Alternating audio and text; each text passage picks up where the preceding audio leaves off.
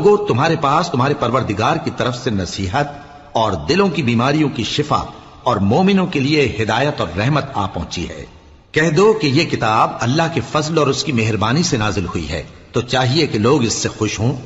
یہ اس سے کہیں بہتر ہے جو وہ جمع کرتے ہیں۔ کہو کہ بھلا دیکھو تو اللہ نے تمہارے لیے جو رزق نازل فرمایا تو تم نے اس میں سے بعض کو حرام ٹھہرایا اور بعض کو حلال۔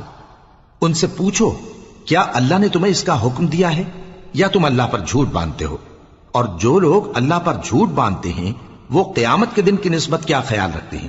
بے شک اللہ لوگوں پر مہربان ہے، لیکن اکثر لوگ شکر نہیں کرتے۔ اور تم جس حال میں ہوتے ہو یا قرآن میں سے کچھ پڑھتے ہو یا تم لوگ کوئی اور کام کرتے ہو، جب اس میں مصروف ہوتے ہو تو ہم تمہارے پاس ہوتے ہیں، اور تمہارے پروردگار سے کوئی ذرہ بھر بھی چیز پوشیدہ نہیں رہتی، نہ زمین میں اور نہ آسمان میں، اور نہ کوئی چیز ہے اس سے چھوٹی اور نہ بڑی مگر کتاب روشن میں